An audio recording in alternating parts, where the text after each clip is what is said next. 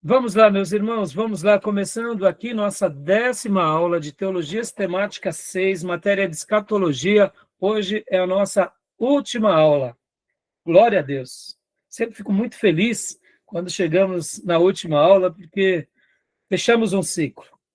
Fechamos um ciclo. Mais uma vez, boa noite, graça e paz. Boa noite, graça. Boa noite, graça e paz. Boa noite, graça e paz. Boa noite, graça e paz. Boa noite, graça e paz. É com muita alegria que estamos aqui, nessa matéria tão importante. Antes de iniciar aqui a nossa gravação, eu até perguntei para alguns alunos, gostaram da matéria? O Diego disse que amou, né, Diego? Beatriz também disse que gostou. E eu espero que todos vocês tenham gostado. E, como eu mencionei há pouco, só arranhamos, né, irmãos? Só arranhamos. A matéria é muito especulativa. Eu não gosto muito de chegar nessa parte da teologia. Eu fico muito pelas beiradas. Você gosta mais do fato concreto, né, da história, né? Teologia da salvação. Doutrina propriamente dita, né? Hermenêutica. Introduções ao Antigo Testamento Novo, né, Júnior? Sim, sim. História da igreja. Não tem que especular, porque tem algumas questões escatológicas que você pode cravar. E tem muitas coisas que é mais especulativo e você pode incorrer em heresia, né? Fazer certas afirmações. Por isso que eu conduzi, Júnior, aqui esse módulo. Eu diria que, de todos os módulos, esse módulo eu diria que eu fui um pouco mais cauteloso. Porque como a classe é um pouco mais nova, por isso que eu digo que as nossas aulas elas são vivas. Eu sempre sigo um currículo para todas as turmas, mas as aulas elas são vivas nesse sentido, irmãos, porque cada classe, cada turma tem uma demanda, né? Como há pouco eu mencionava antes da gravação. Na última vez que eu dei essa aula para obreiros já de muitos anos de caminhada e para pastores e evangelistas. Então, eles já tinham uma familiaridade muito grande sobre os temas. Mas, assim, eu confesso com o Júnior, com as palavras do Júnior, que o Júnior acaba de dizer, é pura verdade. É uma matéria que abre margem para muita especulação. E dentro das especulações, muitos pastores, eles não são cuidadosos e teólogos. Eles saem fazendo afirmações. E isso confunde demais a cabeça dos membros. Porque quando um pastor faz uma afirmação, um ouvinte, um membro, uma ovelha, vai dizer, não, o pastor está falando isso é porque está na Bíblia. Sabe aquela ideia, irmãos, que a gente está assistindo um filme, aí acontece algo lá ali no filme, aí a pessoa olha para a gente, Jesus fez isso mesmo? Aí você tem que parar o filme, né? Explicar, não, isso daqui é enredo. Não, na Bíblia não tem essa história, não tem esse adendo. Isso é enredo. E essa matéria aqui de escatologia, o que ela tem de enredo, por quê? Porque ela dá margem aos enredos. Então, qual tem sido o meu cuidado desde a minha primeira aula, né, aqui com vocês, essa turma? É tentando mostrar o seguinte, vamos ao texto. Vamos avaliar os enredos, mas deixe os enredos como enredos. Deixe as especulações como especulações. E é por isso que eu amo, por exemplo, os nossos grandes pastores, como Russell Shedd, que quando ele não sabia de algo, ele dizia, eu deduzo, eu acho, eu penso. Isso é maravilhoso, irmãos. E foi assim que eu aprendi com o meu saudoso pastor Ernesto Nini. Ele dizia, olha, irmão, sobre esse assunto eu penso assim, eu acredito assado, mas eu não sei. É o que eu penso. Ele sempre dizia, é o que eu penso, não é o que a Bíblia diz. O que a Bíblia diz é isso, mas abre essa margem para esse pensamento, para aquele, e aí eu penso dessa forma. Então, eu aprendi com os meus professores e mestres, e eu tento passar para vocês, porque eu gosto de dizer apenas o que a Bíblia diz e falar o que ela ensina. E tem horas, irmãos, não pensem vocês que até mesmo eu, como um professor, pastor, já há tantos anos, sou criticado, viu? Por que eu sou criticado? Porque tem vezes que eu falo o seguinte, que a virgem ficou grávida. E eu acredito nisso, entendeu? E a Bíblia fala que Jonas foi engolido por um peixe, ficou no ventre do peixe por 3 dias e 3 noites. Irmãos, muitos vão ridicularizar, tá bom? Mas eu não estou preocupado, porque eu acredito na palavra de Deus. Eu sigo o Deus, Criador do céu e da terra, e um dos seus nomes é maravilhoso. E o que ele faz de melhor é maravilhas, ou seja, ele é extraordinário. No entanto, essa palavra que ele nos deixa, ele nos deixa essa palavra para que a gente creia nela. E tem coisas que é só pela fé mesmo, e eu procuro exercitar isso. Agora, eu exercito a minha fé, mas ao mesmo tempo, como uma pessoa que também recebeu entendimento de Deus, eu procuro também exercitar as minhas faculdades mentais, o bom senso, a lógica. Mas quando se trata da fé, a base da fé não é a razão. A base da fé é crer em Deus, é crer no poder dele. Então, eu separo as coisas. Eu deixo as coisas bem separadas. E nessa matéria de escatologia, é um assunto sobre profecias futuras. É fé, revelações, acontecimentos. Ora, alguns são claros, outros não. Então, da mesma forma, eu vou exercitando a minha fé. Então, assim, né, que a gente possa realmente aprender com todos esses pastores, mas que a gente possa ficar naquilo que a Bíblia fala. Que a gente possa ouvir, sim, algo novo, dar margem, né, irmãos? Olha hoje aqui, hoje a gente usa a inteligência artificial, hoje a gente está vendo a robótica nos nossos dias, né? A robótica já vai fazer parte da nossa vida, queira você ou não. Aqueles filmes de ficção vai fazer parte da nossa vida. Às vezes você vai num banco e você vai ser atendido por um robô. Você vai num lugar e você vai ser atendido por um robô. Vai fazer parte da nossa vida. Ou seja, a gente vai ter que saber lidar com tudo isso. Como vai ser? Tenho muita preocupação. Por quê? Porque o meu coração é de Jesus e eu vou lidar com cada acontecimento sempre buscando em Deus uma resposta.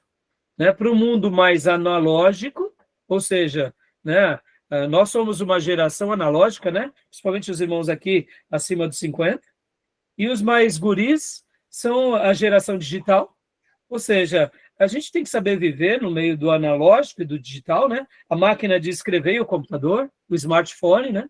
Ou seja, a gente tem que saber viver, porque faz parte da nossa vida, agora sem ter medo, sem criar estereótipos, mas ao mesmo tempo extraindo tudo que é bom, porque a palavra de Deus, como disse sabiamente o Hernandes Dias Lopes, a palavra de Deus não é do passado, ela não é do futuro, a palavra de Deus ela é eterna, né? Ela é eterna, ela é para todos os tempos. Passarão os céus e a terra, mas as minhas palavras não passarão. Ou seja, nós seguramos nas mãos as promessas de Deus que servirão para nós e para a igreja do Deus vivo em qualquer geração. Ou seja, então, fiquemos na palavra, nos alimentemos na palavra, creiamos em Deus, obedeçamos ao Evangelho e deixamos o Senhor nos conduzir. Amém, meus irmãos? Então, vai ser muito bom, né? Hoje a gente vai concluir aqui, mas eu concordo, Júlio, tem muita especulação. Isso deixa a gente muito arisco, né?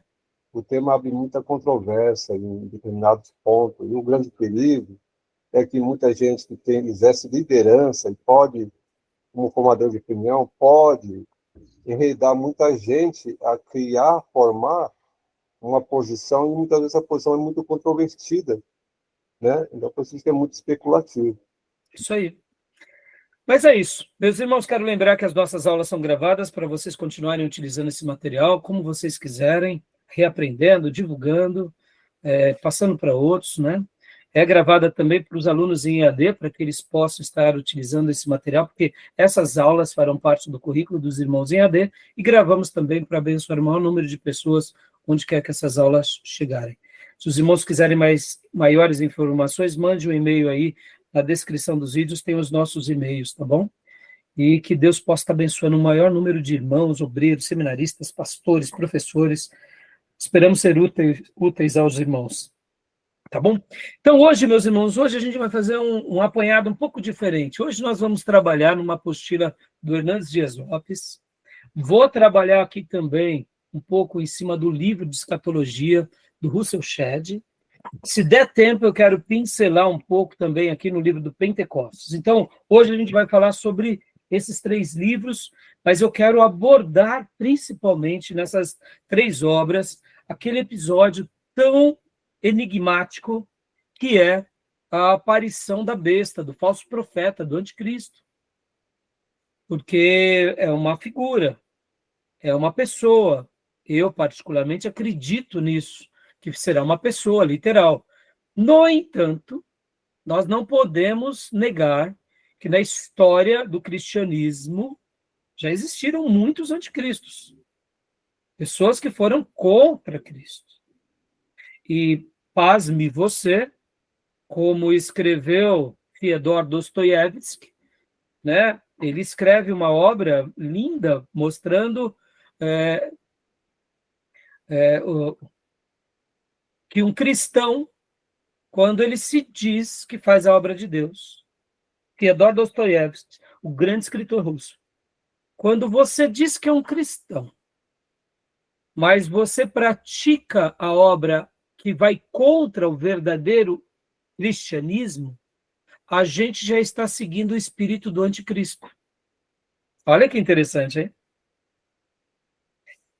Dostoiévski, fazendo essa obra, ele retrata sobre esse princípio.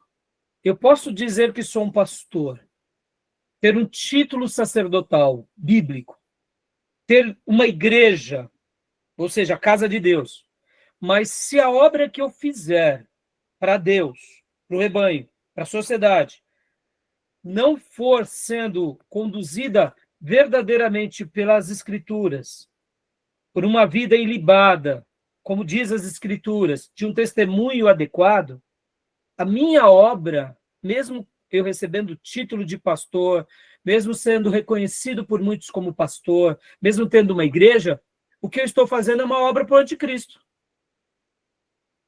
Então, Dostoiévski, ao escrever sobre essa obra, deixa esse livro, assim, é um clássico na literatura mundial, inclusive, né?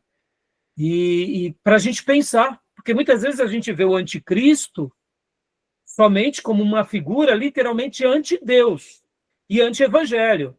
E eu quero te dizer que não, um falso profeta já está sendo conduzido ou conduzida pelo espírito do anticristo, ou seja, quem rege aquele falso profeta é o espírito de Satanás.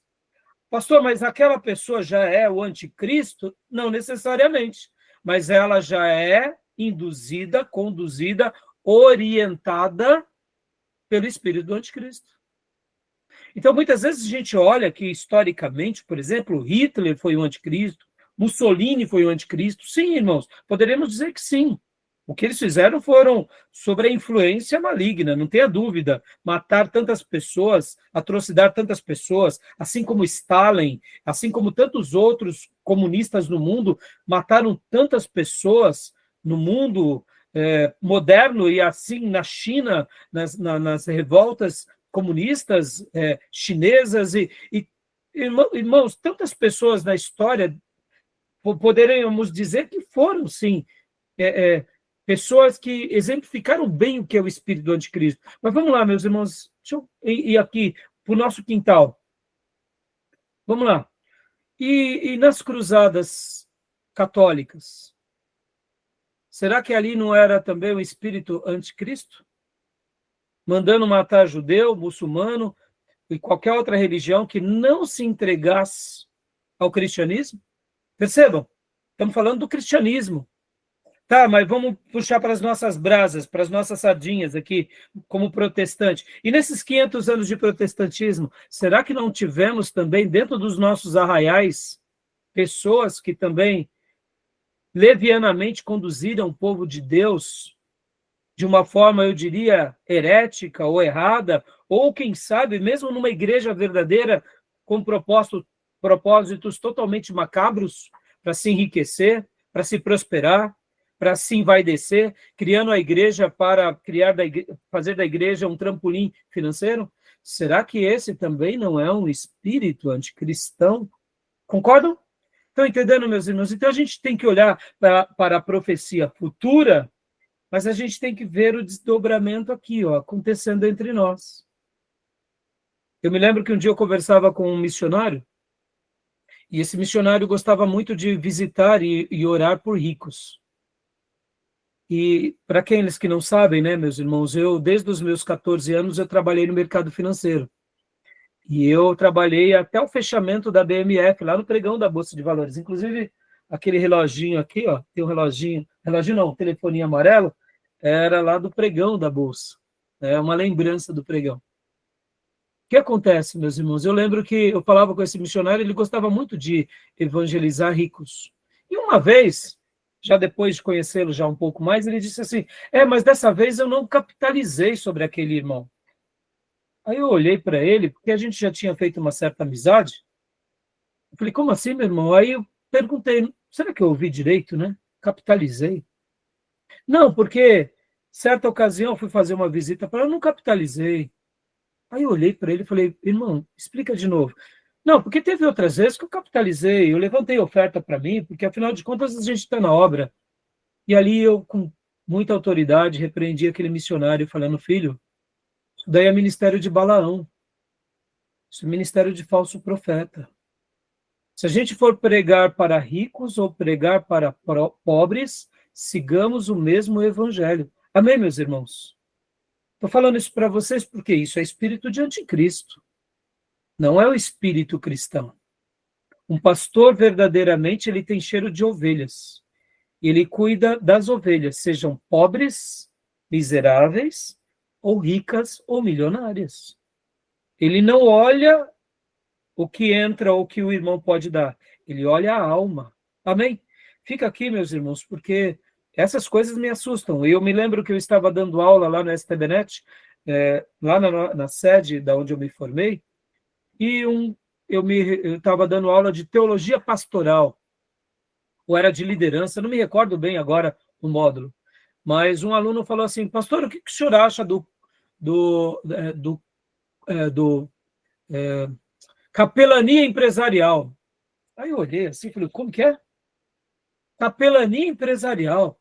Não, porque lá na nossa cidade está tendo agora capelania empresarial. Os pastores estão fazendo apenas visitas para empresários. Explica melhor isso daqui, meu irmão. E ali na classe, né, na nossa classe tinha umas 30 pessoas, eu já aproveitei e já cravei uma estaca, né, dizendo, irmãos, capelania nasce numa obra linda, em hospital, em asilo, em orfanato. Ou seja, é uma obra de doação. Você vai até eles porque eles não têm nada para oferecer. Então você leva o pão de Deus para eles. Agora, capelania empresarial, não é, porque agora está tendo um grupo de pastores que só sabe fazer visita para empresário. Meus irmãos, para mim isso cheira, com todo respeito, a ministério de anticristo. Não estou dizendo que você não possa visitar um empresário, mas no momento em que eu abro um ministério para visitar somente empresário, somente fazendeiro, e me esqueço do pobre, da viúva e daquele que está na cadeia, daquele que está no hospital, percebam, meus irmãos, tem muito anticristo por aí. Estão entendendo, meus irmãos? Fica aqui a minha denúncia. Eu já visitei muitos empresários. Meus irmãos, eu já visitei diretores da Bolsa de Valores. Eu entrei, só para vocês terem uma ideia, trabalhava no pregão, então eu ia lá na sala dos diretores da Bovespa, orar com eles. Não tem problema. Mas isso faz parte de uma oportunidade que Deus abre. Como eu já visitei empresários, banqueiros, mas eu já visitei pessoas dos hospitais públicos, dos hospitais mais... Ou seja, nós devemos seguir o Espírito Santo a qualquer alma que Deus preparar para nós. Amém, meus irmãos? E não fazer essa seleção, porque essas seleções têm a ver com o espírito da época desse mundo, que é materialista, consumista e, para não dizer, capitalista, tá bom? Tá joia? Me alonguei um pouco aqui na abertura, não era esse o propósito, mas vamos lá, meus irmãos. Então, hoje a gente vai falar mais sobre o anticristo, tá bom? Então, vamos agora ler alguns textos bíblicos, e eu quero ler rapidamente com vocês, e aí a gente vai pincelar um pouco no livro de Escatologia do Russell Shedd. Eu separei aqui alguns slides para vocês. Vou, inclusive, dar aqui a fonte para vocês comprarem. Hoje, graças a Deus, nós podemos comprar ele como livro físico ou livro digital. No caso, a minha edição é uma edição antiga, então eu vou estar utilizando essa edição antiga. Mas hoje já tem edições mais novas. Mas não mudou nada, só mudou a repaginada. É a mesma obra, tá bom? E também vou estar utilizando outro livro, que é um livro do Hernandes Dias Lopes, sobre o estudo de Apocalipse. Hoje, esse livro nasceu de uma apostila do Hernandes Dias Lopes. Nós estaremos utilizando a apostila dele, tá bom? Alguém lá do seminário me passou essa apostila, então eu vou estar utilizando essa apostila aqui, algumas partes apenas. E, por último, a gente vai para o Manual de Escatologia do Pentecostes, se dá tempo, tá bom, meus irmãos? Mas antes disso, vamos lá, meus irmãos, vamos ler alguns textos bíblicos para a gente poder aqui pontuar bem a nossa aula de hoje. Eu quero que vocês abram sua Bíblia em 1 Tessalonicenses 5,9. 1 Tessalonicenses 5,9, vamos lá. 1 Tessalonicenses 5,9, meus irmãos. Aqui é um texto, como vocês sabem, né? Paulo ele escreve 2 cartas aos Tessalonicenses, e a epístola, a carta de Paulo aos Tessalonicenses, é muito curiosa, porque é um texto que realmente mostra muito sobre a volta de Jesus. Fala sobre esse segundo advento, né? Então, irmãos, chegou aí para vocês o texto? Chegou, né? Alguém pode ler, ou aqui na Bíblia digital, ou na Bíblia de vocês, 5,9 de 1 Tessalonicenses, por gentileza? Vou ler aqui. Pois Deus não nos destinou para a ira, mas para alcançar a salvação por nosso Senhor Jesus Cristo. Joia. Bom, nós já comentamos bastante sobre as várias correntes pré-tribulacionista, pré-milenista, pós-milenista, né? Mid-tribulacionista, várias teorias. E aqui, meus irmãos, uma das bases pelos quais a teoria do pré-tribulacionista, ou seja, Jesus ele vem e arrebata a sua igreja, é esse texto, porque Deus não nos destinou para a ira. Que ira é essa? O grande juízo que Deus lançará sobre a terra. Segundo os nossos irmãos, essa é uma das grandes bases para que a igreja seja arrebatada. Lembra que nós falamos na última aula? Parousia, ou seja, a vinda do Senhor.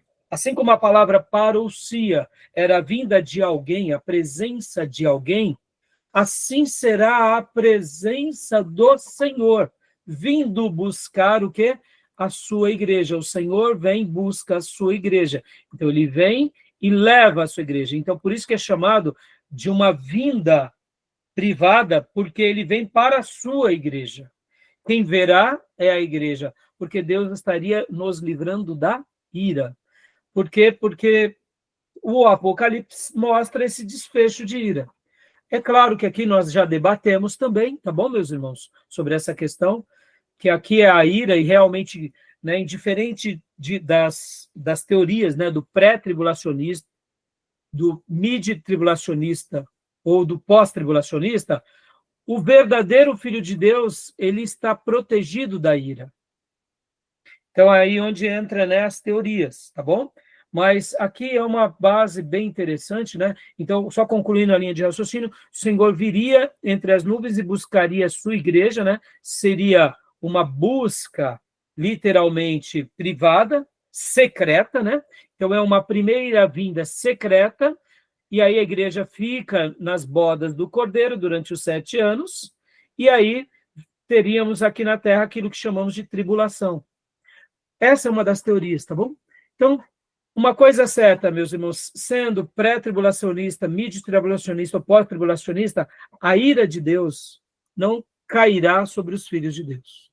Os filhos de Deus estão blindados da ira. Se os nossos irmãos pré-tribulacionistas ou mid-tribulacionistas leem que a ira de Deus é a tribulação, então é a leitura que eles fazem. Eu, particularmente, vejo o nome, né, que esse período de 7 anos é chamado de tribulação, 3 anos e meio de tribulação e 3 anos e meio de grande tribulação. O servo de Deus, na minha opinião, ele ele pode passar pela tribulação, mas ele jamais passará pela ira divina, tá bom? Então, aqui só ler agora, só para sustentar um pouco aqui, um pouco das teorias e para refrescar a memória dos irmãos. Agora, vamos para o próximo versículo, irmãos, que é esse outro texto aqui que eu quero ler com vocês. E agora é a 2 Tessalonicenses, capítulo 2, do versículo 1 em diante. Diego, faça as honras para nós. Agora aqui vai falar um pouco mais sobre a volta de Jesus, a vinda, a parousia, a presença física. E, meus irmãos, olha só, voltando, né? Uma coisa eu acredito, sem medo de errar, o nosso mestre voltará para nós, tá bom? Ele vai vir nos buscar. Então, creiam nisso. O nosso mestre vai vir. E a sua vinda será uma vinda física, visível. Pastor, quando se dará? Não se preocupe no quando. Esse quando está na agenda de Deus. Eu verei o meu rei, eu verei o meu amado, eu verei o meu mestre. E ele me arrebatará. Tá bom? Não tenham preocupação sobre essas questões de quando será, se a igreja passa ou não pela tribulação.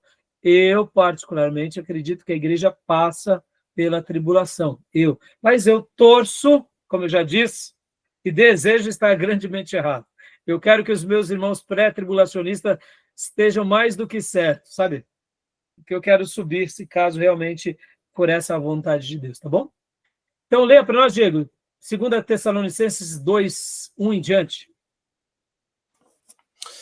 Ora, irmãos, quanto à vinda de nosso Senhor Jesus Cristo e à nossa reunião com Ele, rogamo-vos que não desistai facilmente do vosso modo de pensar, nem vos perturbeis, quer por espírito, quer por palavra, quer por epístola, como se procedesse de nós, como se o dia de Cristo já tivesse chegado. Ninguém de maneira alguma vos engane, pois isso não acontecerá sem que antes venha a apostasia e se manifeste o homem do pecado, o filho da perdição. Dá uma pausa aqui, Diego. Perceba que Paulo aqui, ele está na sua segunda carta. Deixa eu até dar aqui um contexto geral para vocês, irmãos. Quando Paulo escreve a primeira carta aos Tessalonicenses, eles achavam que a qualquer momento Jesus voltaria. E muitos irmãos deixaram até de trabalhar, porque eles pensavam, ficar trabalhando, fazendo comércio, para quê? Para enriquecer, eu vou me consagrar. E aí Paulo, então, escreve a segunda carta. E pode ver que ele começa falando, fique tranquilo, meu irmão. Em outras palavras, viva os dilemas da vida diariamente, diante de Deus. Cuide da sua família, trabalhe, estude. Ou seja, viva a sua regularidade. Lembra do que Jesus disse? Já basta o mal de cada dia? Isso. Vença o mal de cada dia, com a graça do Senhor. Dia a dia, sem essa ansiedade. Porque nós não sabemos quando o Senhor virá. Mas aí Paulo, aqui pelo Espírito Santo, começa a deixar algumas linhas bem claras. Aqui em outras porções, mas olha só. Ninguém de modo algum vos engane, pois isto não sucederá, versículo 3, sem que venha primeiro a apostasia. Desde quando a igreja nasce, ela sofre por certas apostasias. Pode ver que a igreja de Éfeso, ela perdeu o primeiro amor, não foi? Em certa medida, todos os servos de Deus, em todas as eras, são tentados. Mas aqui Paulo está dando uma conotação guiado pelo Espírito Santo, dizendo que vai ter uma apostasia diferente de todas as apostasias. E aí eu pergunto, historicamente, o povo de Deus já sofreu de apostasia, mas será que alguma apostasia está sendo semelhante à apostasia dos nossos dias? Se você for comparar historicamente, meus irmãos, historicamente, sempre vão ter os religiosos nominais, aqueles que usam a fé para a política, aqueles que usam da fé para ganhar riqueza, sempre vai ter. Mas, historicamente, o mundo está passando por uma mudança tão repleta de ruptura que até algumas coisas nunca aconteceram na história mundial. Por exemplo, o culto a Satanás. O culto ao demônio. Historicamente, o bem sempre lutou contra o mal. E guarde isso, irmãos. Nós seguramos nas mãos o livro que mostra que o bem triunfa o mal. Amém? E que o mal, ele existe, ele vai ser vencido. Por quem? Pelo nosso Deus Todo-Poderoso. Mas, olha, historicamente, nunca se houve, de forma assim mundial, uma exaltação do erro, uma exaltação das coisas vergonhosas, antinaturais, o quanto a gente está vivendo hoje em dia. Pecados já existiram desde que o homem é homem. Homossexualidade já existiu, idolatria já existiu, vícios já existiram, a promiscuidade, luxúria já existiram, mas nós estamos vivendo um momento atípico, inclusive na igreja. Ou seja, pode ver, irmãos, que a gente está vivendo algo realmente curioso. Essa madrugada, eu estava vendo um podcast onde uma especialista, uma professora, ela estava falando, inclusive, sobre os traficantes de Jesus, lá no Rio de Janeiro. Depois pesquise um pouco sobre isso, depois eu até mando os podcasts para vocês, né? Irmãos, por incrível que pareça, até esse nome é estranho para nós, porque não combina, né? Não combina. Mas, para vocês terem uma ideia, essa pesquisadora escreveu um livro sobre o assunto. Ela começou a usar esse termo porque, na antiguidade, vamos dizer assim, dentro daqueles que eram os bicheiros, eles tinham suas crenças, né? Eles tinham os seus ídolos, São Jorge, por exemplo, mas no mundo evangélico, o que se pressupunha? Que um cristão, que um protestante, ele não compactua com nada desse mundo. Mas de 20, 30 anos para cá, mudou-se essa configuração. Na década de 90, era inadmissível, por exemplo, que uma pessoa que fosse protestante ou evangélica, depois que se convertesse do mundo artístico, continuasse cantando, por exemplo, como ela disse, música sertaneja. E hoje não. Hoje é comum ver cantores sertanejos e ainda são protestantes e vão na igreja protestante, canta sertanejo, ou seja, virou uma celeuma. E dentro disso, ela foi levantando, inclusive, essa demanda lá nos Morros dos Rios, de que antigamente, por exemplo, quando alguém do crime se convertia, ele abandonava todo o crime, abandonava todo o tráfico, virava um pedreiro, ia para virar um padeiro, uma vida modéstia, mas ele não usava mais do crime ou dos artifícios do crime. E aí ela começa a relatar fatos em que muitas pessoas que, de repente, se converteram e eram traficantes, ainda usufruem, né, do legado do tráfico para manter as suas propriedades, casas, e ela fala assim, houve uma reconfiguração. Perceba, irmãos, 20, 30 anos, nossa geração do evangélico, do protestantismo, do evangelicalismo brasileiro. Então, percebam, será que a apostasia que Paulo falou também não está chegando a gente aqui? É óbvio, irmão, já houve apostasias lá na Inglaterra, houve apostasias na Alemanha, mas, assim, percebam que essa apostasia aqui é uma apostasia diferente. E eu acho que a gente está vendo essa apostasia, tá bom? Só estou fazendo esse comentário aqui para deixar os irmãos mais atentos a essa realidade, tá bom? E aqui diz a apostasia e seja revelado o homem do pecado, filho da perdição. Essa figura é o que a gente vai estudar bastante hoje. Quem é essa pessoa? O anticristo. Então, Diego, continua lendo aqui para nós, por gentileza, 4 em diante. Ele se opõe e se levanta contra tudo que se chama Deus ou é objeto de culto, de sorte que se assentará como Deus no templo de Deus, querendo parecer Deus. Não vos lembrais de que essas coisas vos dizia quando ainda estava convosco. E agora vós sabeis o que detém, para que a seu próprio tempo seja manifestado. Pois já o ministério da injustiça opera, somente a um que agora o detém até que seja afastado. E então será revelado o iníquo, a quem o Senhor desfará pelo sopro da sua boca e destruirá pelo esplendor da sua vinda. A vinda desse iníquo é segundo a eficácia de Satanás, com todo poder, sinais e prodígios da mentira, e com todo o engano da injustiça para os que perecem. Perecem porque não recebem o amor, a verdade para serem salvos.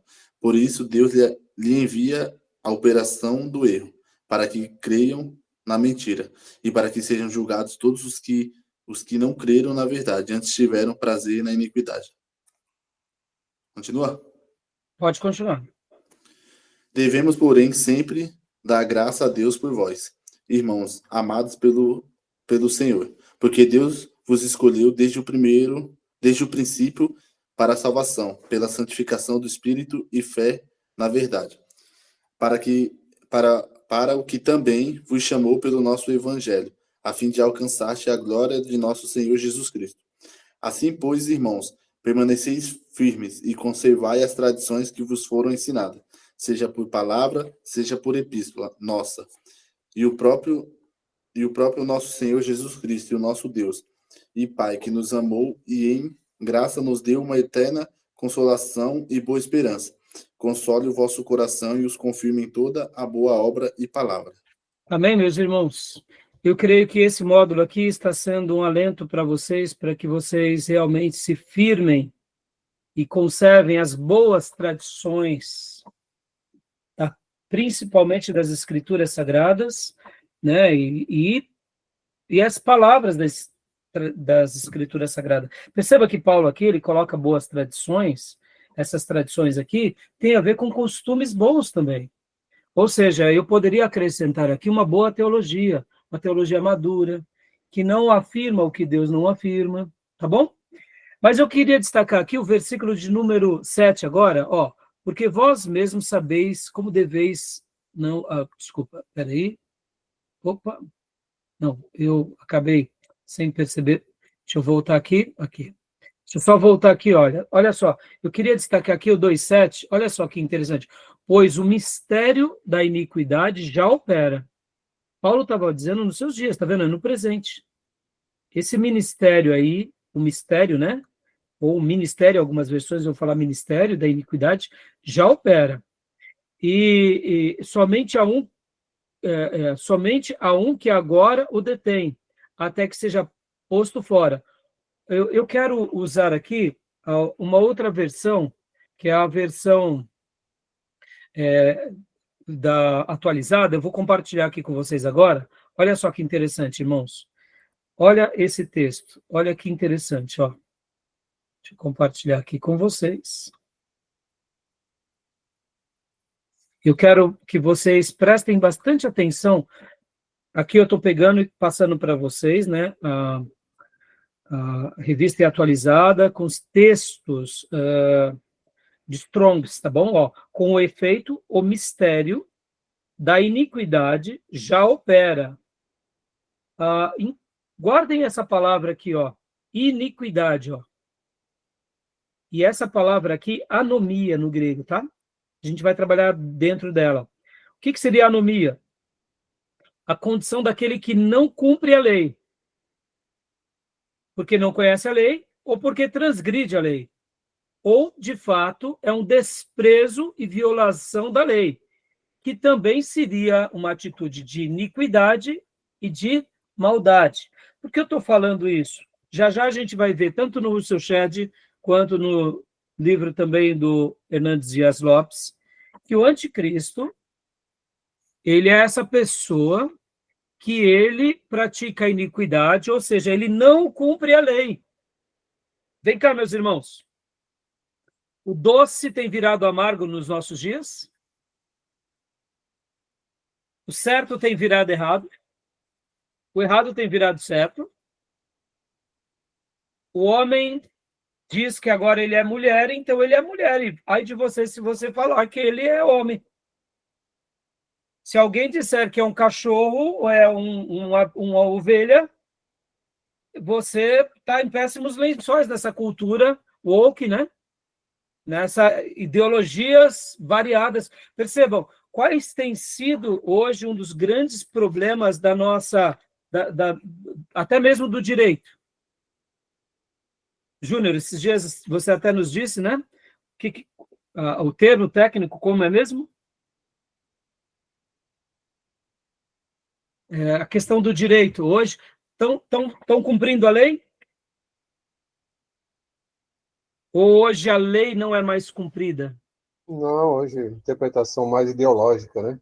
Tribunais estão fazendo uma interpretação de acordo com os interesses da ideologia, da questão política vigente. E hoje, o que acontece, nós sofremos hoje a cristofobia. Para eles tudo, para a gente nada. Eles podem falar tudo e dizer tudo, nós não podemos Falar nada. falar nada. Nossos princípios e valores não podem ser mais manifestados, não podemos mais Ou crido, expressar. né? Ou crido.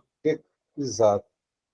E a questão por exemplo, as empresas hoje, elas sofrem com relação a essa questão das leis, ou não? Sofre. Né? Como que é o termo técnico que eu gosto que você diga? A gente não está tendo mais uma proteção jurídica, né? É, a segurança jurídica. Exato. Por quê? A lei é relativa. Os Exato. intérpretes da lei dizem o que querem, e não o que de fato foi estabelecido pela Constituinte. Ou seja, olha que momento diabólico nós estamos vivendo.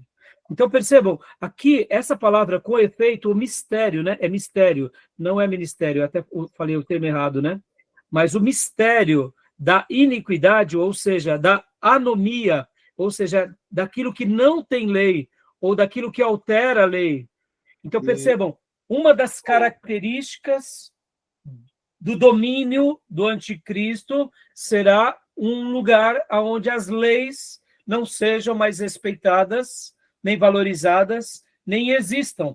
A anomia ela também tem uma conotação de anormalidade. Exatamente, né? Então, tudo bem até aí, meus irmãos? Bom, agora então vamos aqui para o nosso material que eu separei para vocês. Quero aqui então agora ir para o livro texto. Olha só. Só uma pergunta. Pois não. Com reflexão do texto aí, que fala que o detém. Que o detém seria... Quais são esses mecanismos que o detém? Eles estão aonde? A gente vai chegar lá já, viu, Júnior? A gente vai chegar lá. Já eu vou trabalhar um pouco nessa questão, porque esse é um dos pontos mais polêmicos. Porque, por exemplo, sobre a apostasia, a gente não tem dúvida, né? Sobre a apostasia, a gente não tem dúvida. Mas sobre o que detém, quem é que detém? Então, a gente vai chegar lá nas entrelinhas já, tá bom? Meus irmãos, eu quero mostrar agora para vocês os links, os 2 links, né? Desses 2 livros. Deixa eu compartilhar aqui rapidamente com vocês, olha só. Esse daqui é o livro que você pode adquirir na nova edição, Escatologia do Novo Testamento, né, do Shed, tá bom? Ou seja, fica aqui a recomendação, tá? Para aqueles irmãos que quiserem comprar, que já tinha passado anteriormente, mas mais uma vez eu gostaria de estar mostrando aqui para vocês, porque, querendo ou não, é uma obra muito boa, que eu... Opa, desculpem, acabei fechando, né? Fechei sem querer. Então... deixa eu abrir novamente, né? E deixa eu já passar para vocês também aqui o outro, que é a obra também do Hernandes Dias Lopes, ó. Bom? Essa daqui é a obra Apocalipse, as coisas em que breve podem acontecer, tá? Comentários expositivos, da Ragnus. Nós estaremos utilizando uma apostila, que é a apostila do nosso querido pastor reverendo Hernandes Dias Lopes, nasceu esse livro, tá bom? Então, eu vou estar utilizando. E o outro aqui é esse daqui, ó. Eu, sem querer, acabei fechando, né? A escatologia do Novo Testamento do Russell Shedd. Eu não sei se vocês já compraram, mas eu indico vocês comprarem, tá bom? Essa obra, você leu, né, Diego? Eu creio que o Diego... Qual, pastor? Hã? Qual? A do Russell Shedd. Ah, li sim. Isso, aqui, ó. Deixa eu compartilhar para vocês, ó. Essa daqui é a nova edição desse mesmo livro, tá bom? Que hoje a gente vai utilizar, tá bom? Então, essa obra do Rushed, vocês podem comprar ela tanto em Kindle quanto em capa comum, tá bom? Então, olha, eu vou agora aqui mostrar para vocês, só, olha só, rapidamente para vocês verem. Aqui é um modelo, né? Introdutório, ó, podem ver que continua a mesma obra, só mudou a capa, tá bom? Ó, o índice, igualzinho. E eu escaneei aqui para vocês essa obra, então a gente vai agora dar uma olhada um pouco sobre esses assuntos que a gente acabou de tratar, tanto na leitura quanto um pouquinho da escatologia nas epístolas de Paulo, tá bom? E a gente vai trabalhar aqui a escatologia de Paulo e na escatologia do Apocalipse, hoje.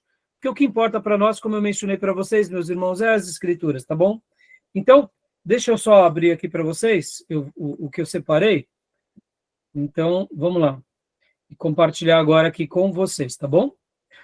Como eu disse há pouco também, ó, essa é a outra obra também do material, né? Do Hernandes Dias Lopes. Eu já irei mostrar também para vocês algumas partes dela. Só que nós não estaremos trabalhando nesse livro. Está trabalhando na apostila que nasce esse livro, tá bom? Que, na realidade, é um suprassumo. Já já a gente chega nele, tá bom? Tudo bem até aí? Alguma pergunta, meus irmãos? Alguma dúvida?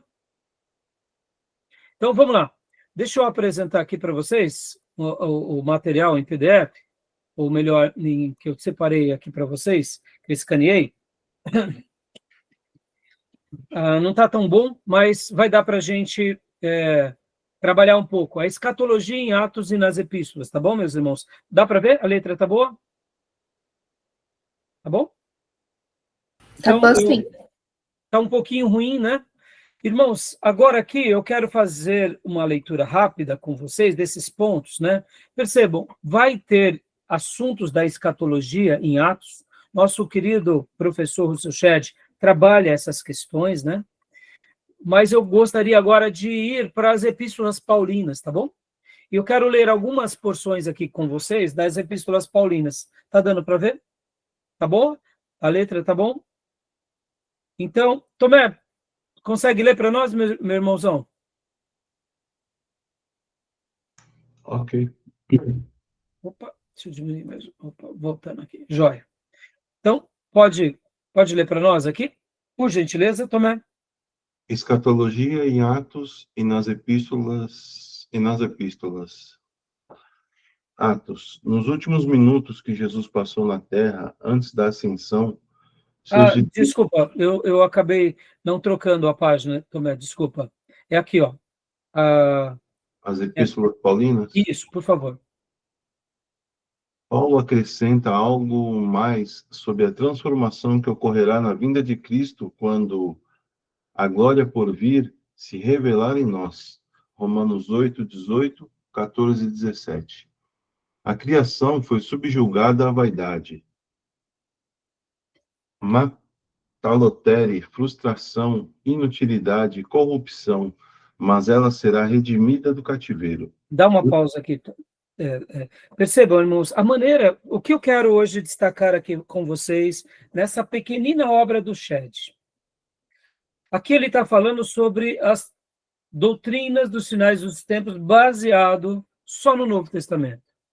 Ele não está usando Daniel, não está usando Zacarias, não está usando Ezequiel, não está usando algumas profecias que estão ali nos profetas menores, como o profeta Joel, o próprio Malaquias. Ele só está indo para o Novo Testamento. E o que eu amo numa obra do Dr. Shedd, pastor, professor Shedd, é isso. Ele vai para o texto.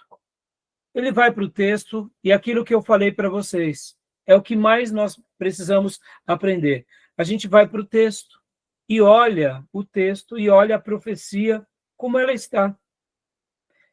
eu me recordo de um dia que nós estávamos numa aula e eu estava ali tendo uma aula, uma semana teológica, e o palestrante era o Shedd. E eu lembro que, irmãos, ouvir o Dr. Shedd era maravilhoso, porque o conhecimento que ele tinha é imenso, tanto das línguas originais quanto da teologia, de boas obras. Mas era surpreendente quando alguém fazia alguma pergunta e ele não sabia. Sabe como o Dr. Shedd respondia, irmãos? Com toda a profundidade que ele tinha, ele simplesmente dizia: eu não sei. Eu não sei. Eu me lembro que, por várias vezes, eu já vi o Shedd dizer coisas assim: eu não sei. Aí talvez você diga, mas será que o Dr. Shedd ele não poderia especular? Será que o Dr. Shedd não poderia, né, Júnior, como a gente no início dessa aula de hoje, ele não poderia começar a dizer o que ele pensava? Mas isso, para mim, foi sempre uma das coisas mais apaixonantes no pastorado e no ensino do Dr. Shedd. Porque quando era um assunto que a Bíblia não era clara, ele, com toda a humildade, dizia: eu não sei. O que a Bíblia diz é só até aqui. Então, nessa pequena porção que nós estaremos agora lendo, vocês vão ver um pouco da convicção do Shedd nas promessas em que a Bíblia revela. E naquilo que ela não revela, ele trabalha com toda seriedade, tá bom? Ou seja, né, aqui ele já está dizendo que haverá uma glória por vir, que o Senhor prometeu. E essa glória será redimida do cativeiro, ou seja, a criação, né, será redimida do cativeiro. Então, continua para nós, Tomé, por gentileza. Este evento ocorrerá na ocasião em que os nossos corpos serão redimidos e recriados na ressurreição dos justos. Romanos 8, 19, 21 e 23. Paulo usa uma frase em Filipenses que significa literalmente ressurreição para fora dos mortos. Capítulo 3, versículo 11, indicando que os restantes dos mortos não ressurgirão até depois. Apocalipse 20, versículo 6. Desta maneira, a maldição pronunciada por Deus contra o primeiro casal e a terra em que eles habitavam, Gênesis 3:17, será retirada. O apóstolo Paulo informa que a ocasião da ressurreição será marcada, provavelmente precedida pelo restabelecimento de Israel como povo de Deus pela conversão geral da nação.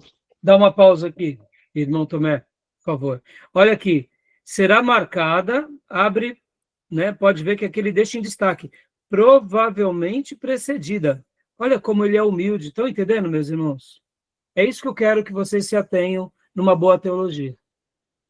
Ele deduz, ele acha e ele coloca, provavelmente, eu entendo dessa forma. Com toda humildade, pode ver que ele coloca aqui, né, sobre aqui é Chaves, né? Então, continua daqui, evidentemente.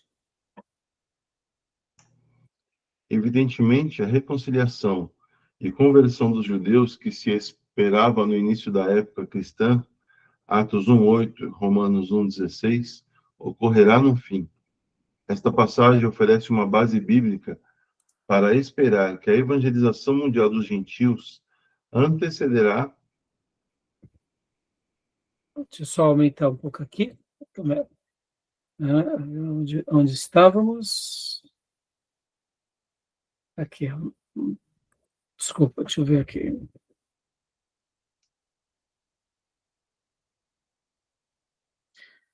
Ocorrerá aonde? Evidentemente, essa passagem aqui, ó, achei, aqui também. Esta passagem... Não mudou não, pastor. Não mudou? E agora? Agora acho que mudou. Esta passagem... Pode ler até Romanos aqui, tá? Também. Esta passagem oferece uma base bíblica para esperar que a evangelização mundial dos gentios acontecerá a conversão de Israel, que será o prenúncio do seu restabelecimento. Romanos 11:15. Nota-se a condição... só tem. Isso, não pode ler essa parte. Nota-se a condição. Isso. Se o fato de terem sido eles rejeitados trouxe reconciliação... Pode continuar. Não dá para ler mais. E agora? Não mudou? Está demorando um pouco mudar a tela, é por isso. Tá com algum delay. Pronto. Aqui. O fato de terem sido rejeitados trouxe reconciliação ao mundo, que será o seu restabelecimento, se não vida entre os mortos. Virá na hora certa e determinada por Deus uma mudança total na atitude dos judeus em relação ao seu Messias. Paulo acrescenta: veio endurecimento em parte a Israel, até que haja entrado a plenitude dos gentios.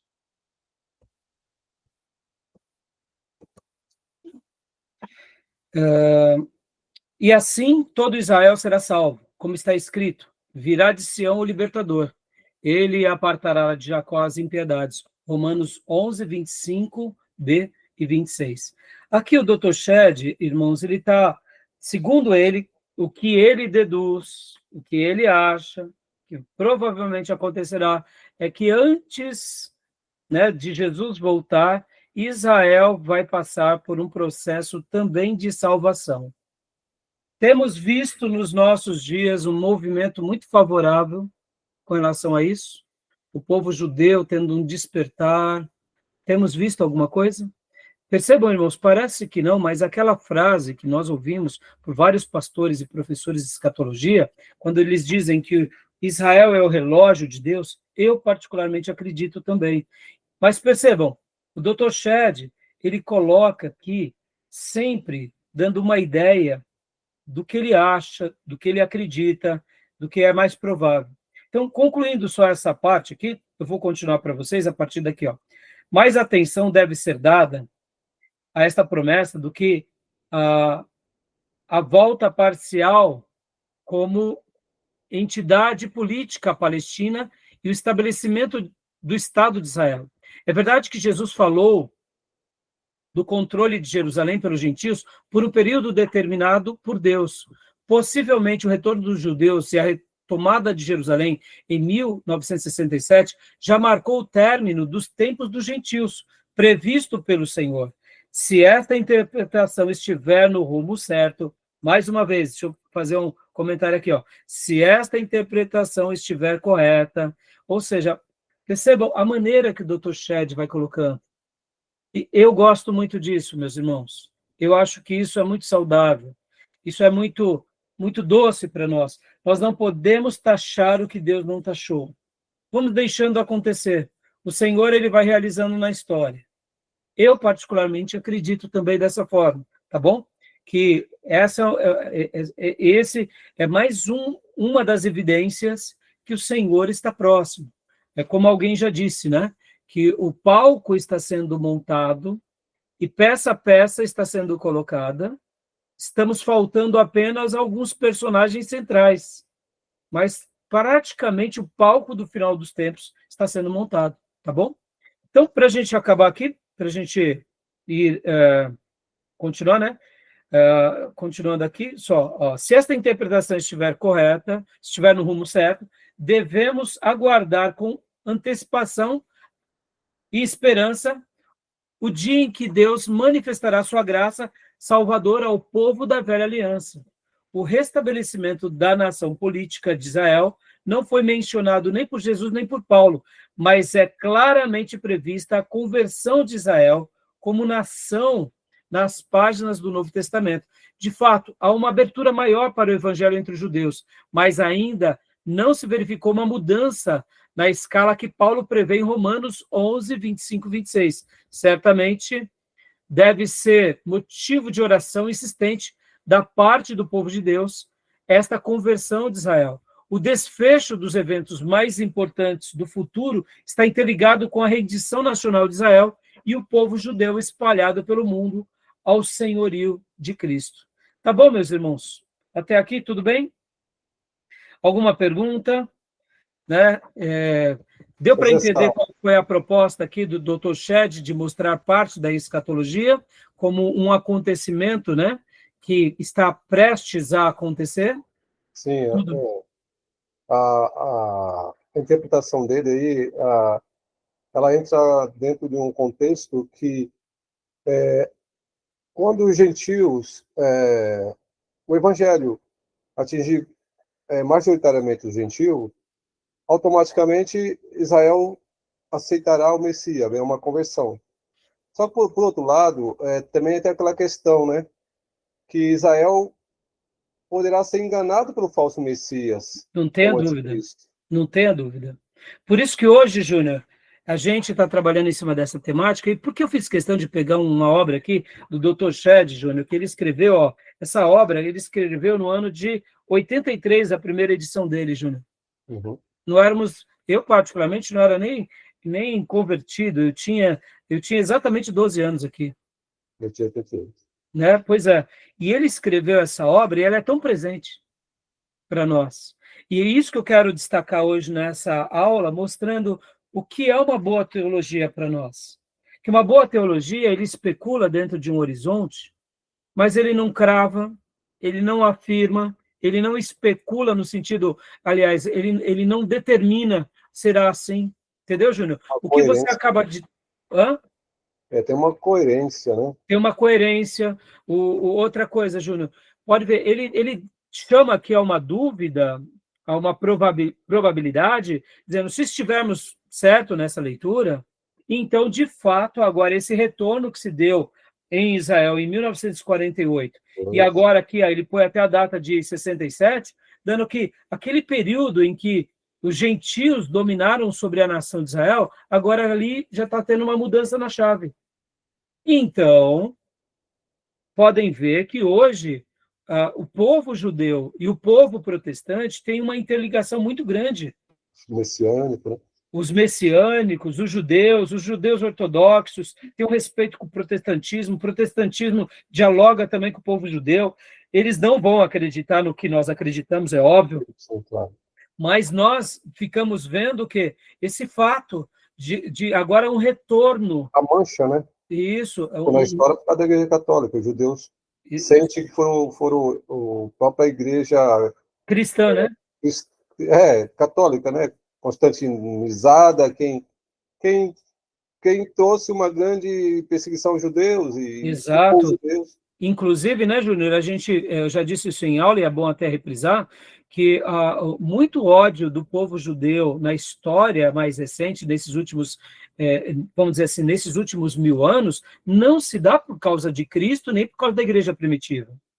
Muito ódio que os judeus criaram pelo cristianismo, e querendo ou não, irmãos, nós estamos dentro da cristandade, tá, irmãos? Cristandade, tá? O que é a cristandade? São todos, católicos, ortodoxos, católico apostólico romano, católico ortodoxo grego, russo, católico copta do Egito, todos os tipos de protestantes. Para o judeu, ele nos vê como um cristão. Então, qual é a grande revolta que os judeus tiveram nesses últimos 1000 anos contra a cristandade? Por causa das cruzadas, irmãos. E na história da Idade Média, principalmente, e depois das cruzadas, até por volta de 1500, o catolicismo perseguiu muito o judaísmo. E também nós, como protestantes, também erramos, viu, contra os judeus. Podem ver que o próprio Lutero também, logo depois que ele faz a reforma protestante, ele escreve livros literalmente amaldiçoando os judeus. Ou seja, então os judeus eles têm um ranço do cristianismo por causa dos erros do catolicismo, sim, e também por parte dos erros protestantes. Então, percebam, essa linha que se aproxima é agora nesses últimos 200 anos. Eles hostilizaram os judeus sobre a questão de Cristo, que eles foram culpados, então a cristandade jogou essa culpa neles, né? responsabilidade nele. Então, os judeus, na história, eles sofreram muito por isso, né? Como se nós não tivéssemos culpa nenhuma, né, Júnior? Exatamente. Né? Ou seja, Jesus morreu pelos nossos pecados, nós temos culpa, né? Bom, irmãos, a gente vai continuar aqui essa leitura, porque ela é muito... Eu vou tentar ler um pouco mais rápido com vocês, tá? Eu gostaria de destacar um pouco as ideias aqui, a gente vai chegar para o que o nosso professor, pastor Shed, diz sobre o que detém, tá bom? E aí a gente já vai pular para o Hernandes Dias Lopes, que eu quero trabalhar mais a ideia do anticristo ali com o Hernandes Dias Lopes, tá bom? Vamos fechar aqui para não ficar um primeiro módulo muito longo, tá bom? Tudo bem? Okay. Alguma pergunta, alguma dúvida, meus irmãos? Não? Então, vamos dar uma pausa para o nosso intervalo, tomar o nosso chazinho, né? E a gente volta logo a seguir, tá bom? Eu vou dar uma pausa aqui.